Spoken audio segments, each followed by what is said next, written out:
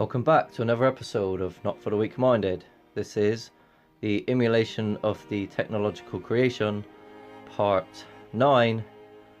And before I start, I'd just like to say that part 8, they didn't like that one. And they gave me a minor strike, and no one can share it, no one can comment on it, no one can like it. And so what message do you think that sends to people, really? You know, they're censoring truth. And so, you know, the title was saying that, you know, everyone believes in the mainstream theories that was created by the elite bankers in the 1800s.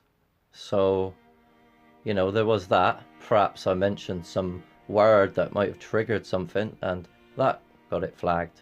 Or perhaps because someone commented saying Q was coming for you, that they did it. Who knows? Anyway, let's get on to my dissertation reading. So, the current state of knowledge and its limitations. In my mind, the current state of knowledge is very poor, and as discussed already, the academic thought processes have been heavily restricted in trying to perceive the mechanisms that actually govern our existence. My own research, which is actually the research of the collective consciousness, you know, everyone has put towards this, you know, people's lives have been, life's work, you know, just took it. Not in terms of like taking it, just, oh no, that's truth, let's just carry on and then use that knowledge. So it would really fill this dissertation up 5 times, relating to a lot of information that is public knowledge but really doesn't get looked at by the academic society or really by the general population. You know, it's all knowledge is out there, it's just whether you're willing to look for it and know how to search properly. This you know, by not writing the obvious, this ranges from declassified military reports, so, you know, the files from the 60s that literally, if you look into like the Star Wars program or the Montauk Project, MK Ultra, Operation High Jump, you know, there's so many. There's one key one, I was going to say one, but I forgot what it was. Anyway, the study of ufology, you know, so extraterrestrials, and Dr. Stephen Greer's work, for example, which is very, very important to know about what happened in the ancient past. And why a lot of people now are seeing these demonic alien beings in the clouds, for example, because these are like the souls of the last epoch, and they've lied to you about ancient history. And in all intents and purposes, George Lucas knew a hell of a lot more than what you would have imagined, you know, because he was part of the same group. You know, this group have hidden history from you, and then they've showed you it via movies and the television, as well as what they're up to and what they're capable of doing. And now you've got to see how this relates to prophecy, you see, the Bible. But the Bible relates to the Mesopotamian, Sumerian, Babylonian, you know, culture, and that has to do with the last game as well. And it all starts with a golden age. As I said before, if all souls are judged, that means there's an end and a beginning. It just makes you question, you know, what really is your reality. And so that gets into the paranormal, and then what you realize is how connected the paranormal is to the occult. And then when cryptozoology is another, you know, animals, Yeti and Bigfoot and Sasquatch and Almasty in Russia, they're everywhere. But yeah, it's not really incorporated into evolution. It's not incorporated into any mainstream theories. They're real. You know, you can shake your head and go, no, it's not real, but there are. Lectures that range from in topics from psychology to future technologies, and a hell of a lot more in between. One of my main areas of study has been the Sumerian culture and its abundant literary sources, and these ancient texts give us a clearer understanding that the Anunnaki gods had created human beings. This has to do with the time of the giants. And then the giants created us. And this has to do with geological time, so the time of the Titans, time of the giants, and the time of man. You know, that has no bearing on the theory of evolution, because none of that's true. And I'll prove it by the end of it, that what we see with our eyes, geologically speaking, is exactly what I just said. Time of man, time of giants, and time of man. Titans, sorry. So, they had the Anunnaki, or the Elohim, or the creator gods, you know, they go by many names. Very advanced knowledge in genetic engineering, as well as all other engineering. You know, they engineered the earth, the rivers, put the pyramids up around the world. The earth, which is part of the problem even more, because people don't really understand that they've lied to you that these things are all built by separate cultures through different separate parts of time, and they've even lied about time itself, you know, and it's unimaginable stuff. But that's getting into the Book of Enoch and future work that I've been working on, but it's not ready yet. So they had advanced genetic technologies which we have today, like a CRISPR. So the technological comparison from the gods to now is very interesting in the fact that the knowledge is exactly the same, but it's how you use it. So we live in a time of evil, and evil has built these devices and technologies for evil purpose. You know, it's a no-brainer. Unfortunately, a lot of people walking around as well thinking that it's right. It's not. You know, we're all sick unnecessarily, because frequencies can cure all diseases. You know, and they have the cure for cancers and all sorts of things, you know, and it's just every time people get up, we just get divided back down and down and down again, and then they create these scenarios to put us in our place, you know, and they keep brainwashing you on the television what to think and how to act. So it is sad to say that the heavily selective process in which the archaeological material is shown at university does not come close to teaching the true origins of humanity, for it is this subject that brings you closer to our creators.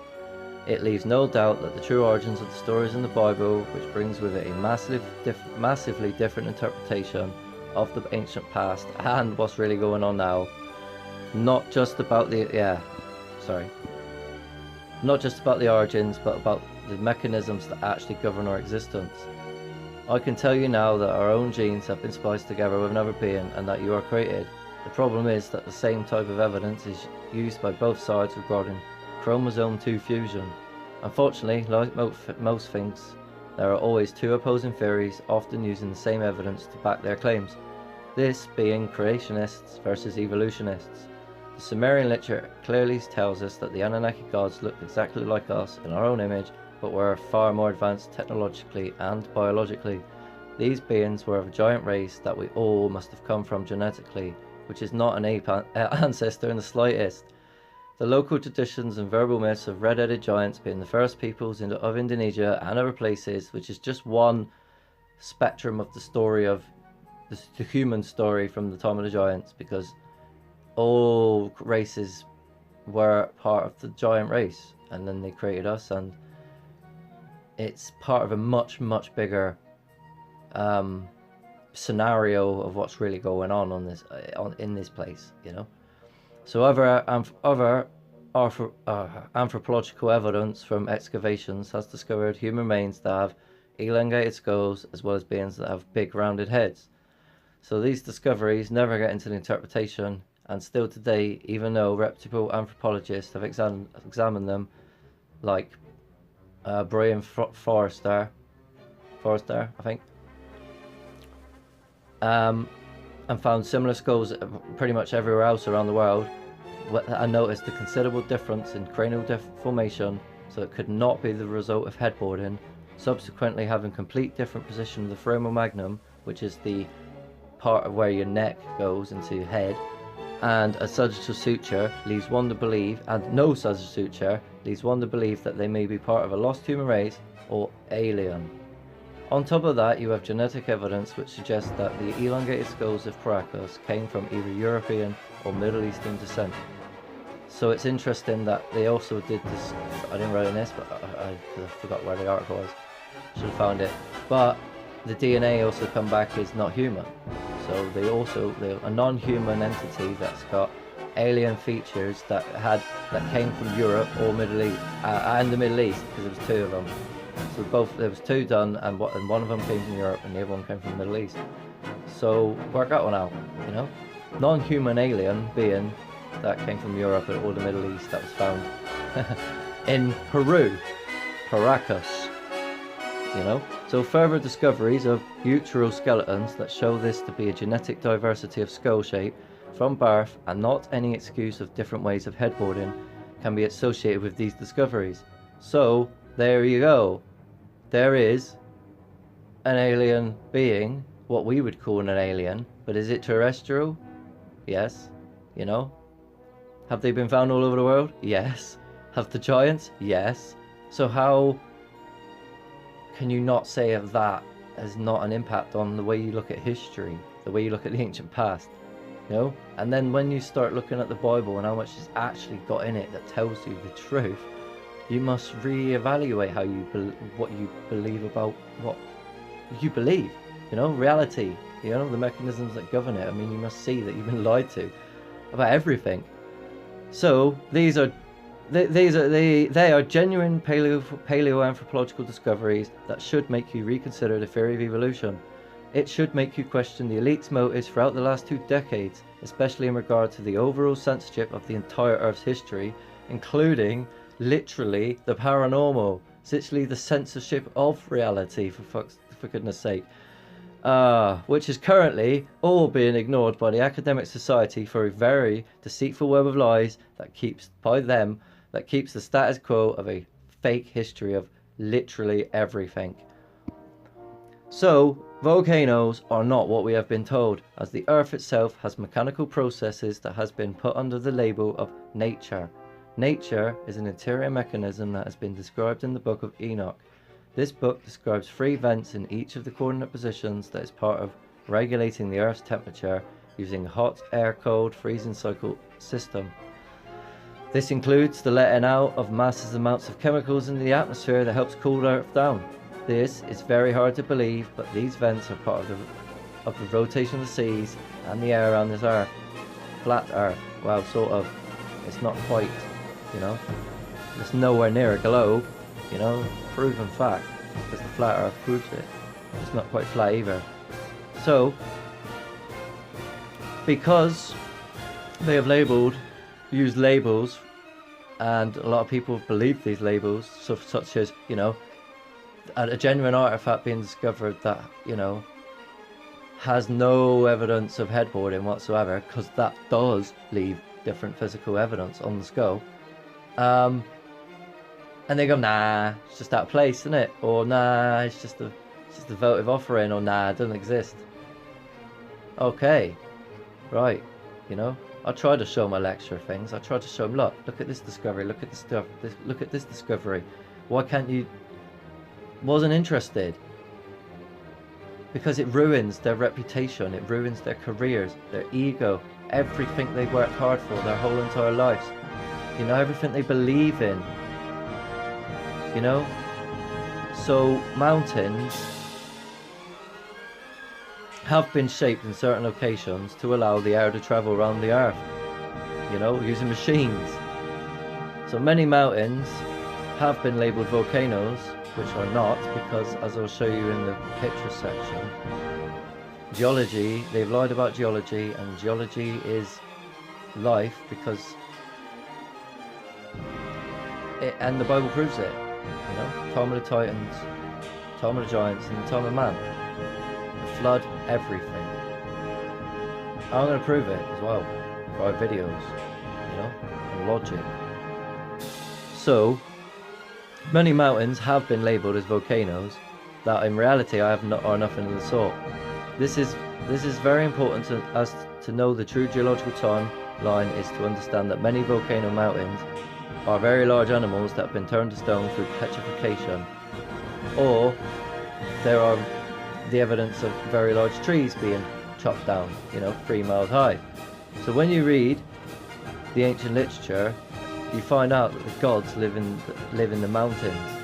This can be associated with all major cultures throughout mythology today.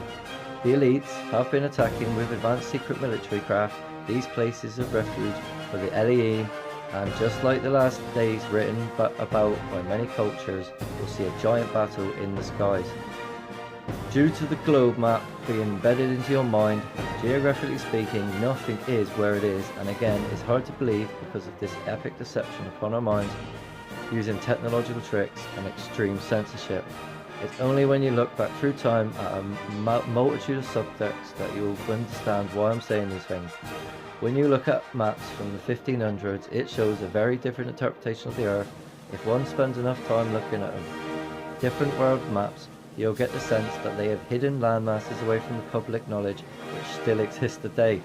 Another is the study of high advanced cultures in the ancient past and how they depicted the Earth through iconography. And you'll see that in the pictures. They are many answers to all questions, and the same can be said when explaining about the lies of geological time. They have, since acquiring the technology to do so, been deliberately bombing ancient sites around the world, which is for multiple purposes.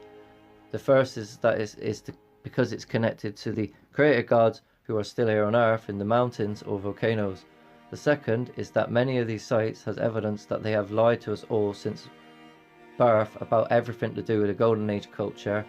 And the third is that it has been weakening the magnetic field through this disconnection of the pyramid grid system. This is a frequency war, and these ancient sites were built for a purpose of giving the Earth free energy, healing of all diseases, and was part of a much larger matriarchal one world culture of peace, prosperity, wisdom, knowledge that was created by the Elohim and ourselves at the beginning of time. The information that comes from the age of the gods has been used through time as psychological operations using truth and lies. This whole time they have used this tactic to get away with their very nefarious agendas to emulate the technological creation in their own image, which is what we see today, that of the beast or Lucifer. This involves the unseen world that many do not believe in thanks to this great deception, i.e. the complete censorship of the paranormal, which is normal about reality. Part of the mechanisms that govern it and yourself. They've lied about you, how you exist. Demonic forces have been using the elite as temples and through the ages have tricked us with the guise of science to build infrastructure to ultimately change the frequency of this earth by using all particle accelerators at the same time. Excuse me. These machines are designed by evil at the core of our society for the sole purpose of opening up the gates of hell and destroy the gods' frequencies, which is essential for all things to live. Symbology plays a massive role in secret societies as it is a language or code. When there is 666 in the CERN logo and a statue of Shiva, the world's destroyer of worlds outside the facility, what do you think that means? This is a battle between two forces of which humanity has been used by the dark forces to go against everything of the light, love and truth of this very special created place we currently think insignificant. Another, just as important study is that of the last contestants who were victorious and returned to play again. Through ethno-archaeological studies of many different tribes around the earth, we know that these people believed in the star people and still to this day for the most part keep to the rules of their gods. This is very important in understanding the vital importance of gender roles in their society and what is happening in the classrooms today being pushed for an evil purpose. They live how our society should. We have been brainwashed through their devices to not see their intentions in regarding gender equality. Women are being empowered and men are becoming gay. This is a complete inversion of the rules set for us by our creators, and if you know history, has everything to do with the Babylonian one-world culture that got washed away for its heinous sins against all life in the previous game. Are you willing to die for the sins of humanity just like Jesus Christ? So, thank you very much for watching another video by Not For The Weak Minded. please share, like, subscribe.